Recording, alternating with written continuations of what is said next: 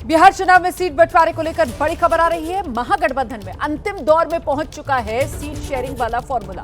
बातचीत जो है वो बिल्कुल अंतिम दौर में पहुंच गई है। महागठबंधन में सीट बंटवारे के 2 फॉर्मूले हैं जिसको लेकर चर्चा चल रही है। पहले फॉर्मूले में आरजेडी को 138, कांग्रेस को 52 सीट मिल सकती है।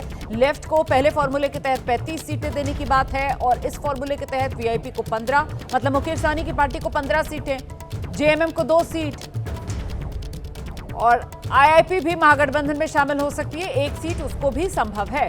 तो ये एक फॉर्मूला है जो सामने आ रहा है। इसके अलावा जो दूसरा फॉर्मूला है उसके तहत आरजेडी 118, कांग्रेस पार्टी 55, मुकेश सहनी की पार्टी को 35 सीटें, लेफ्ट को 30 सीटें। एक ये दूसरा फॉर्मूला भी है जो सामने आ रहा है।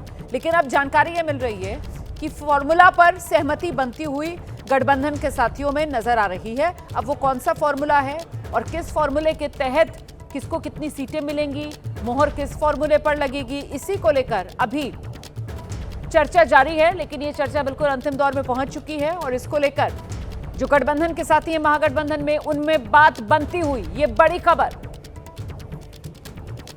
सीधे आपको लेकर चलेंगे, हमारे साथ हमारे सहयोगी शशांक इस वक्त मौजूद है। शशांक, क्या जानकारी मिल रही है? वो कौन सा फॉर्मूला है महागठबंधन के भीतर जिस पर सहमति बन सकती है?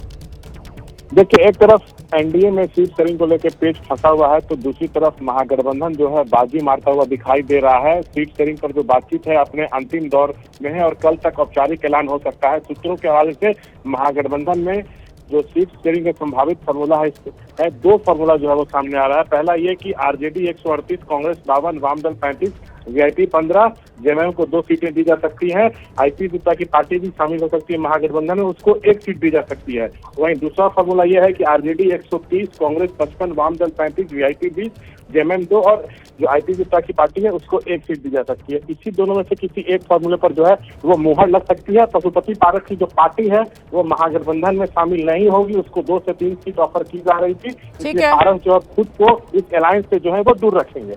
बहुत शुक्रिया आपका इस तमाम जानकारी के लिए शशांक। नजर बनाकर रखिएगा।